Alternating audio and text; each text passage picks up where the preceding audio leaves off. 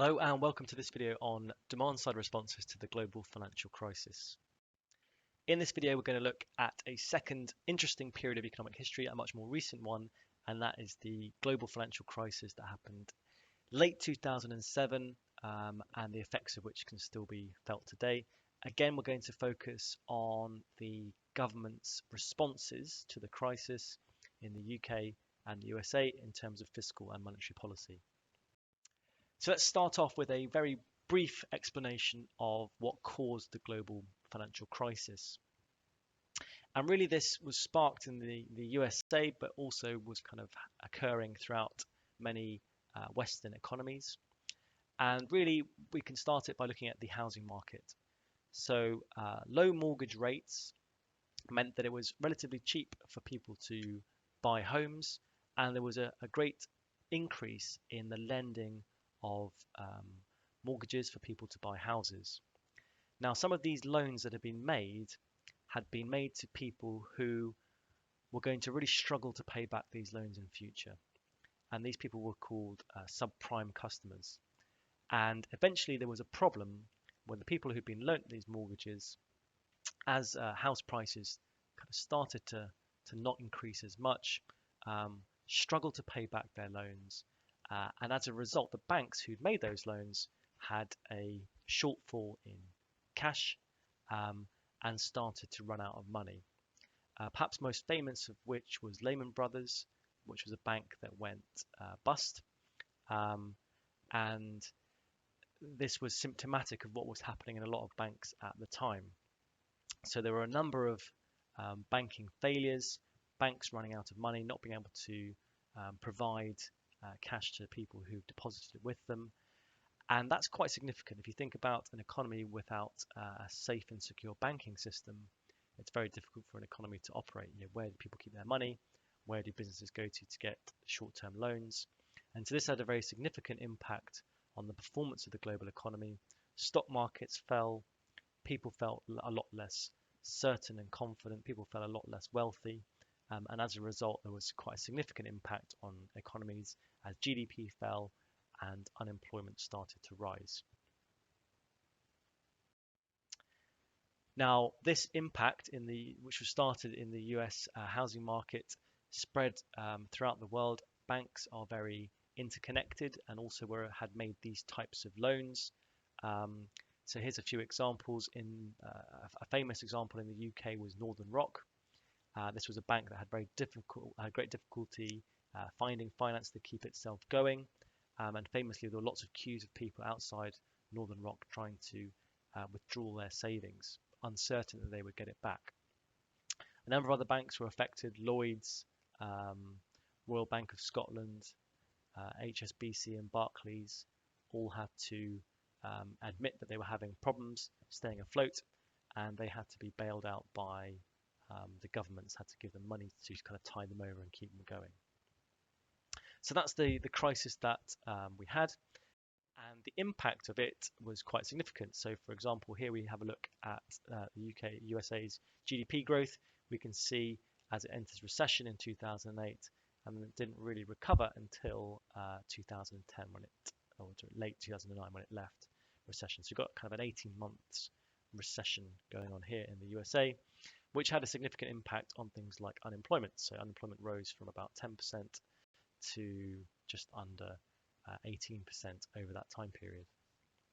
In the UK, a similar story. We can see a recession here, negative economic growth occurring throughout 2008, 2009, and then eventually in early 2010, or late 2009, the economy comes out of recession. In terms of the impact on the economy, we can see similarly an increase in unemployment from just under 6% to above 8% over that time period. Inflation, there was initially a period of falling inflation, but actually inflation remained relatively high throughout this recession, unlike the Great Depression. So what was the fiscal policy response? Well, first of all, in the USA, President Obama introduced a large fiscal stimulus, and the key here was that it was straight away as compared with the American response in the Great Depression. So they introduced a fiscal stimulus plan, a kind of boost in government spending worth almost 66% of that year's GDP.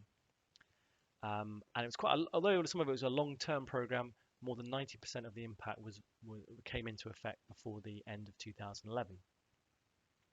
The stimulus itself was a mix between tax cuts for businesses, but also some spending on health, education, social security, and infrastructure. In terms of monetary policy, the Federal Reserve, the central bank of the USA, well, straight away they cut interest rates from 5.25% down to 0.25% in 2008. So a very significant cut to interest rates to try and boost the economy. They also announced a significant program of quantitative easing. By the end of October 2014, they'd spent $4.5 trillion on a quantitative easing program. The chairman of the Federal Reserve, the head of the Central Bank of America at the time, suggested that QE had raised economic activity by almost 2% and increased 3% and increased private sector jobs by 2 million. So it helped with the economic recovery. In the UK, what was the fiscal policy response?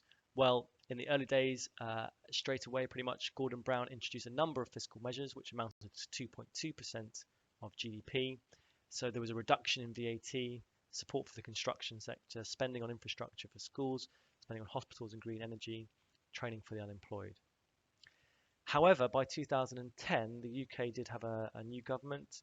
The coalition, Conservative and Lib Dem government had taken over, and they were more concerned actually with balancing the budget deficit. So they kind of reduced the fiscal stimulus program that had been put in place when they came to power, in contrast to the US, where balancing the budget was considered less of a priority under Obama's administration. In terms of the UK monetary policy response, well, similar to the Federal Reserve in the USA, the Bank of England cut the base rate of interest sharply from 5.75% in 2007 to eventually 0.5% by March 2009. They also introduced a large program of quantitative easing. They spent £375 billion on it by 2014. And their figures suggested that the first round of quantitative easing, the first £200 billion that they spent, helped increase UK annual economic output by between 1.5% to 2%. Although there are some critics that argued that the institutions that received the extra cash from QE just hoarded it and didn't really increase their lending to businesses and households. So in terms of evaluating the response to the global financial crisis, one of the key features is that the responses were much quicker than the Great Depression and much more expansionary. And a lot of lessons had been learnt from the economics of John Maynard Keynes, who had suggested the active role for government in trying to manage the economy, whereas in the 1930s, the initial classical approach hadn't really worked so well. Comparing between countries is quite tricky. Both the UK and US economies did improve, although you could argue that, in contrast to the Great Depression, the UK experience was a bit harsher than the US this time round. So the recovery growth rates were similar up to 2011, but then diverged. The US continued to have modest growth, but the UK's growth rate did plateau and stall between 2011 and about 2013. That's it. Thanks very much.